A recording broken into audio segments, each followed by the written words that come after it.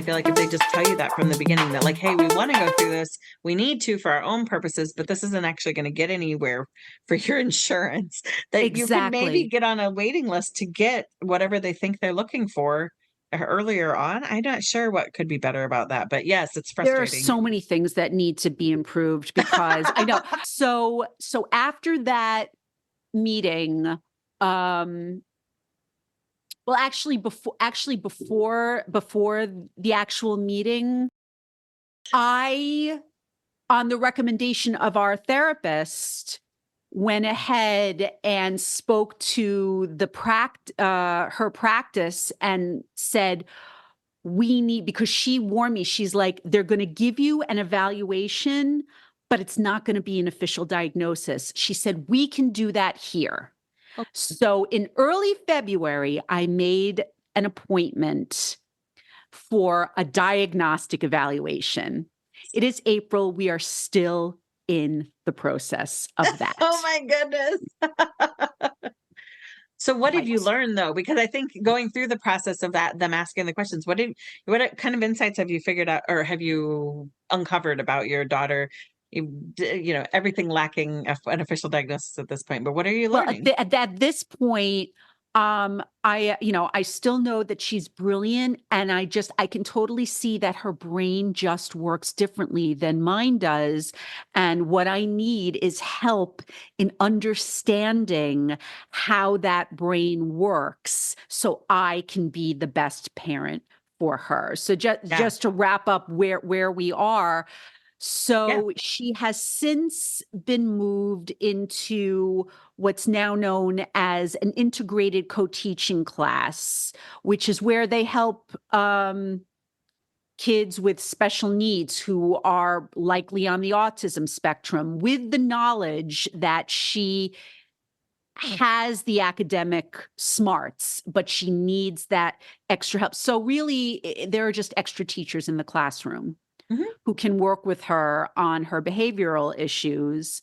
And so I'm hoping that by the end of the month, we will have an official diagnosis, because the other next step that I want to take is I want to switch her from the developmental pediatrician to a child psychiatrist who understands her case and can really help her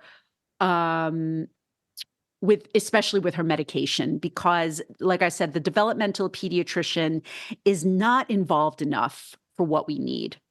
Right. So getting back to how this all affects me as a solopreneur, I've written this in one of my emails, in one of my newsletters. I have two full-time jobs. I am a professional writer, and I am the CEO and the CFO of my daughter's Neurodivergent management services, Mm. because this is why I can't work a full-time job in an office, because I need to be available to manage all of these things. I have to take her to her social development groups. I have to take her to her therapy. I have to take her to her evaluations. I Right. have to be available for a telehealth appointment with the evaluator this week. I have to be available to call our insurance company Oh goodness. because, am I allowed to curse? You are allowed to say whatever you feel comfortable Because they have saying. fucked up our claim for her February 2023 social development group sessions for like the fifth time. Oh my goodness. I have not worked so hard to get $315 in my entire life. I feel that. I do. Thank I you. mean, seriously, knowing when you pick up the phone that you're talking to someone who is trying to not pay you.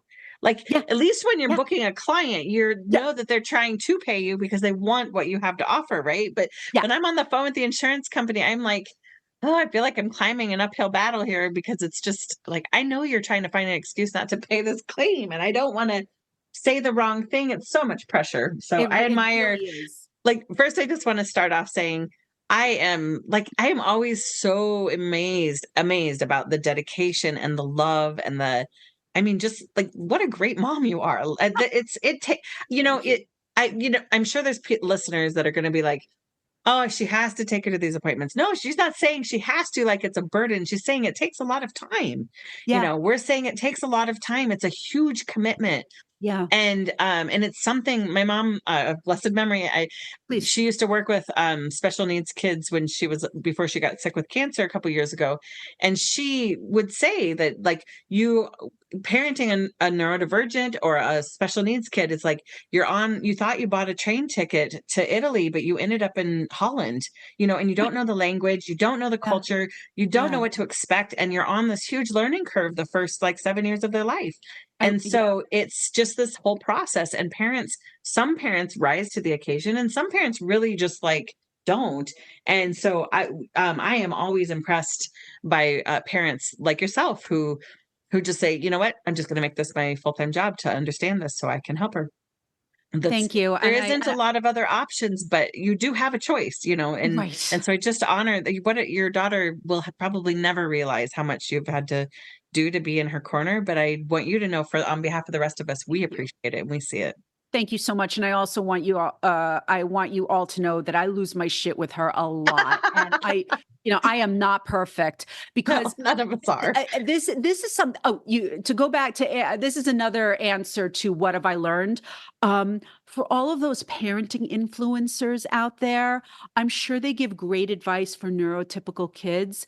Mm, None of it works for neurodivergent children. I right. have interviewed Dr. Becky. I'm sure a lot of your listeners are familiar with Dr. Becky. She's all over social media. She's written a book. It's her style is it's a lot of acknowledging the child's feelings, which is great. Like, yeah, that really upset you. Yeah, I get it. None of that works. I have tried those approaches with our daughter because believe me, that's the last thing I wanted. Being the daughter of boomer parents, the last thing I wanted was to be that parent who dismissed my child's feelings.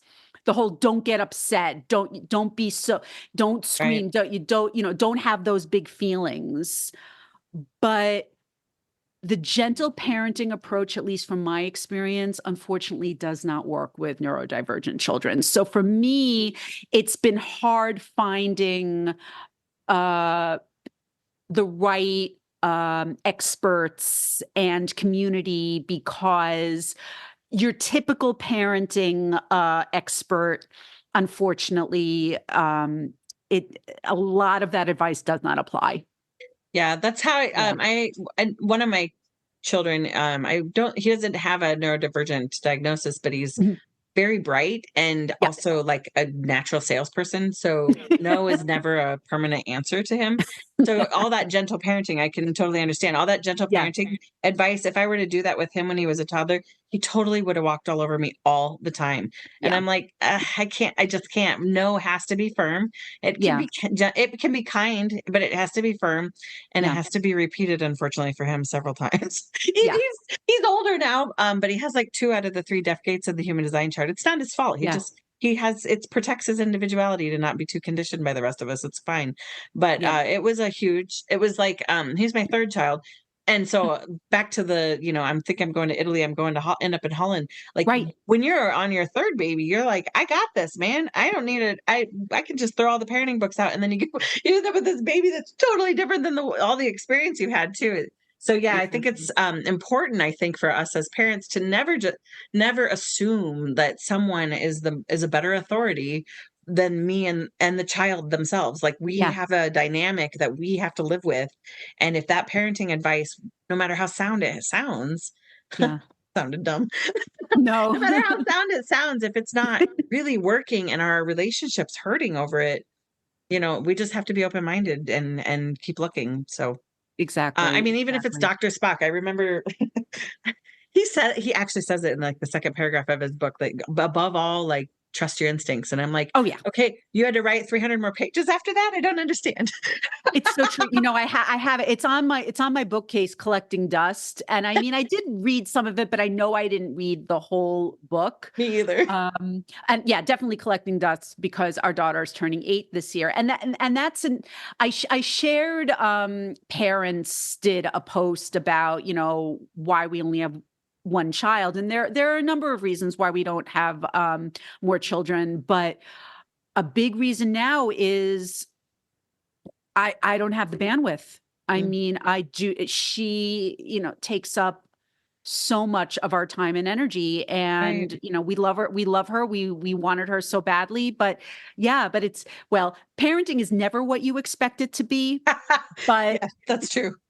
as a neurodivergent children. So yeah, I remember when we were first talking, I was, I was interested to see if human design like actually would apply to a neurodivergent child, because I'm always, open to learning about just, any alternate, other ways of thinking, just to look at her, just to understand her better. Just as one Right. piece of, as I look at it as one piece of the puzzle. Oh, for sure. And me as well. I mean, like, I think that the human design chart is basically like a visual picture of the energy of of the vehicle of the child. Like then you have, Yeah, the emotional part of the child, the personality, the soul. I mean, there's like a whole lot, there's layers of stuff to think about. And then medication or no medication, how are they feeling physically? If they're sick, that changes their energy quite a bit. sure. Or if they're struggling with a loss, like there's a whole lot of variables. It is just one piece of the puzzle, but what I like about it is that it account it just standing it up against like Myers-Briggs or other self self-report type personality tests that are out there on the internet. I Yeah. find it to be a lot more accurate because it accounts for some of the subconscious motivations. And you Mhm. can't, even when you're testing yourself, we don't really understand how our own subconscious works, much Mhm. less could we understand how our 7-year-old's subconscious is working when she can't articulate it herself. Right. So it is, you said you can't read minds, and I can't either, but I can kind of understand some of the underlying motivations for some of the Yeah. things they're doing, and I can come approach then interactions with a little more understanding and compassion. Yeah. Whereas if I didn't have that information, I might misjudge their behavior as, well, you're just trying to get my attention, or you're just, which they might. I mean, kids, which also I think some parents forget that like really their number one agenda in their life all day long is to get our attention to Yeah. whatever degree they feel like that they've gotten enough. And if you have Yeah. one, if you happen to have a child that this much is enough, nobody can see my hands, but like 60 hours is still not enough of undivided attention. That also creates a challenge, having those personal boundaries with the child and making sure that their love tank's getting full. Yeah. So, but yeah, attention, I think that, maybe older generations felt that attention wasn't necessary for kids. And I feel like our generation's kind of like, no, actually, it's about as important as eating and sleeping well and, you know, good nutrition. They need Totally. attention Oh my or God. they Well, act bad. that topic actually pops up a lot on my own podcast. Mhm. I do talk about I talk about emotional abuse on my podcast, because that is what ended up happening to me at Rolling Stone. And but it's such a broad subject that we end up talking about how what you said about the older generations is absolutely true. And I think that it falls to the Gen Xers and the millennial parents to really take the time to focus on acknowledging the kids' feelings, Yeah. which I'm trying to do. I am trying so hard to do, but because because because my child is neurodivergent and she screams half the time, I Right. find myself going back to like getting upset over the big feelings, which is the last thing I want. And my husband has started joking recently. Is it autism, or is she just being a jerk? Like, we don't know. I know. When 2-year-olds are so demanding, I often Right. wonder if they're narcissistic a little bit too, so to Right. say. Right. Right. Exactly. Exactly. Yeah, I That get it. yeah, we're all just trying to figure out, is it that she's 7? Is it the Yeah, autism spectrum? Is she is she a yeah. jerk? No. Yeah. No, and I was actually just working with a client earlier this week that was talking about something, and I don't want to get into specifics, but Yeah. I paused and I said, let's take a step back and account for the age of the child. Now Yeah. tell me what else you feel about that. What else are because like you said, in the moment, Sometimes my job as the parent is just to stop getting triggered myself Mhm. so I Mhm. can attend, whether that's dealing with a feeling or just staying calm while the child's having a feeling, because it's Yeah. okay to just observe it too and be there. I don't that's hard for me. I don't always have to get in the middle of it or solve it. Yeah. Yeah. And that's especially hard with neurodivergence because in some ways the ADD, like, they almost get a little bit of a neuro neuroprocessing hit from us reacting to their problem. And Yeah. so sometimes it's hard to discern whether they're seeking attention or seeking a reaction, which are really actually different. So anyway, I could talk about all those nuances for hours too, but I'm glad you're on the process. I'm glad that we're all on this process of learning. And I guess Thank if I you. had a message for parents out there, which would be, wherever you're at, it's okay. I mean, like, Yeah. Oh this God. is Yeah. we're all learning together. I've been parenting a long time. I have a lot of kids, but I still am constantly learning new things about, like, they all have their own set of rules. Even if they don't have a diagnosis, they all have their own set of ways they like to be approached. And my youngest cannot hardly stand the sound of someone yelling. So you cannot yell at him when he's in trouble. You can't raise your voice. You have to even watch what your face looks like when you're talking to him, or he gets completely rejected feeling. And it's like he takes it so personal. So you see what I'm Yeah. saying? It's like, even though, like, every that worked just fine with my kid with two deaf gates because he was hardly listening anyway. Yeah. But it doesn't work. Yeah, it just doesn't work. And I really don't. So yeah, that's one of my major, like, motifs in my brand voice, is that there isn't one size that fits all. There's actually not even one size that fits most. I mean, you can That is have like an overarching set of values and themes in your parenting, but really then you have to specifically find a way to deliver those values to your student, your child that's learning from you. And sometimes even, and maybe you would agree with this, I don't know, but sometimes even I find myself becoming their student and learn, like, oh, you do actually really see life differently than I do. How can I learn from you? That's what I am trying to do now because, um, you know, the way it worked with my parents is like they're the parent, I'm the child, no matter what age I'm at. They kn- they know Oh, better than best. I Yeah. do, no matter what.